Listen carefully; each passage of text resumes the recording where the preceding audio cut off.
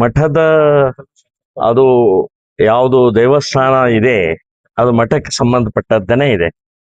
ಮತ್ತು ಅಲ್ಲಿಯ ಅರ್ಚಕ ಅವರು ಹೆಸರೇನೋ ಇದೆ, ಚಂದ್ರಪ್ಪ, ಶಂಕರಪ್ಪ ಅಂತ ಹೇಳಿ.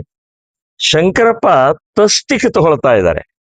ಸರ್ಕಾರದಿಂದ 6,000 ರೂಪಾಯಿ ಅವರ ಬ್ಯಾಂಕ್ ಅಕೌಂಟಿಗೆ ಹೋಗ್ತಾ ಇದೆ, ನೇರವಾಗಿ ಹೋಗ್ತಾ ಇದೆ. ಅದಕ್ಕೆ ಉತ್ತರ ಕೊಡ್ಲಿ.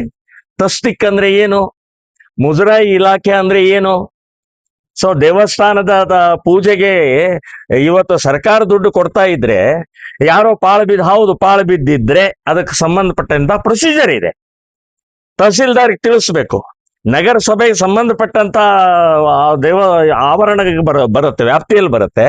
ಅದಕ್ಕೆ ಎಲ್ಲದಕ್ಕೂ ಪ್ರೊಸೀಜರ್ ಪ್ರಕಾರ ಮಾಡ್ಲಿ. ಯಾವ ರಾತ್ರೋರಾತ್ರಿ ಕೆಡವು ಹಾಕೋದಾ, ರಾತ್ರೋರಾತ್ರಿ ಅದನ್ನು ಕಳ್ತನ ಮಾಡೋದಾ? ಮೈಗೆ ಮಾಡ್ತಾ ಇದ್ದಾರೆ, ದೇವಸ್ಥಾನ ಮುಟ್ತಾರೆ. ಈ ರೀತಿ ನಾವು ಭಕ್ತಾದಿಗಳು ಅಂತ ಹೇಳ್ತೇವೆ. ಸಂಘಟಕರು ಇದ್ದೇವೆ, ನಾವು ಜವಾಬ್ದಾರಿ ಇದ್ದೇವೆ. ದೇವಸ್ಥಾನಗಳ ಬೀಡಿ ಇದ್ದಂತ ಈ ಸ್ಥಾನವನ್ನ ನೀವು ಕಬಳಿಸುವಂತ ಪ್ರಯತ್ನ ಮಾಡ್ತಾ ಇದ್ರೆ ನಾವು ಇದಕ್ಕೆ ಅವಕಾಶ ಮಾಡಿಕೊಡುವುದಿಲ್ಲ ಅಂತನ್ನುವಂತ ಸ್ಪಷ್ಟವಾಗಿ ಹೇಳ್ತಾ ಇದ್ದೇವೆ. ನಾವು ಈಗಾಗಲೇ RSS ನ ಪ್ರಮುಖರಾದಂತ ಮೋಹನ್ ಜಿ ಭಾಗವತರ್ ಅದಕ್ಕೆ ಉತ್ತರ ಕೊಟ್ಟಿದ್ದಾರೆ. ಯಾವುದೇ ರೀತಿಯ ಸಂವಿಧಾನದಲ್ಲೇ ಉಲ್ಲೇಖ ಇದೆ, 19(1) ಈ ಇದರಲ್ಲಿ ಅದಿಯಲ್ಲಿ ಇದೆ ಅದು. ಸೊ ಹೀಗಾಗಿ ನೋಂದಾವಣಿ ಇಲ್ಲದ ಸಂಸ್ಥೆಗಳು ಕೂಡ ಸಮಾಜ ಸೇವೆಯನ್ನ ಮಾಡಬಹುದು ಅನ್ನುವಂಥದ್ದು ಸಂವಿಧಾನದಲ್ಲೇ ಉಲ್ಲೇಖ ಇದೆ.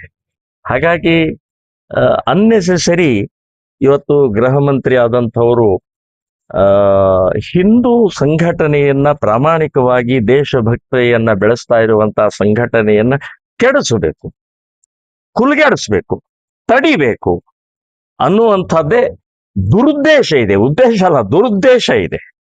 ನಿಮಗೆ ಬೇಕಾದಷ್ಟು ಕೆಲಸ ಇದಾವ್ರಿ ಗೃಹ ಮಂತ್ರಿಗಳೇ. ಡ್ರಗ್ ಮಾಫಿಯಾ ಇದೆ, ಸೆಕ್ಸ್ ಮಾಫಿಯಾ ಇದೆ, ಮಕ್ಕಳ ಕಳ್ಳತನ ಆಗ್ತಾ ಇದೆ, ಇವತ್ತು ಹೆಣ್ಣು ಮಕ್ಕಳ ಮೇಲೆ ರೇಪ್ ಆಗ್ತಾ ಇದೆ, ಬೇಕಾದಷ್ಟು ಕೆಲಸಗಳಿದಾವೆ.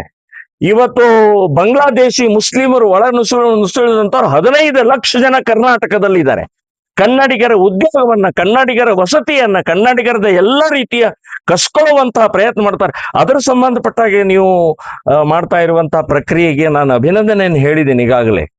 ನೀವು ಬಾಂಗ್ಲಾದೇಶಿಗಳನ್ನು ಹುಡುಕಿ ಇವತ್ತು ಅವರನ್ನು ಹೊರಗೆ ಹಾಕುವಂತ ಪ್ರಯತ್ನ ಮಾಡ್ತಾ ಇದ್ರಿ. ಅದೇ ರೀತಿಯ ಡ್ರಗ್ ಮಾಫಿಯಾ ಬಹಳ ದೊಡ್ಡ ಪ್ರಮಾಣದಲ್ಲಿ ನಡೀತಾ ಇದೆ. ಈ ಡ್ರಗ್ ಮಾಫಿಯಾದಲ್ಲಿ MP MLAಗಳ ಮಕ್ಕಳೆಲ್ಲ ಇದ್ದಾರೆ, ಅವರನ್ನೆಲ್ಲ ಹೊರಗೆ ತೆಗೀರಿ, ಅವರನ್ನೆಲ್ಲ ಒಳಗಡೆ ಹಾಕಿ. ಹೈಸ್ಕೂಲ್ ಮಟ್ಟದವರೆಗೆ ಬಂದಿದೆ ಡ್ರಗ್ ಮಾಫಿಯಾ ಗೃಹ ಮಂತ್ರಿಗಳೇ. ಸೊ ಅದರ ಸಂಬಂಧಪಟ್ಟಾಗ ಇದು ಯೋಚನೆ ಮಾಡಿ.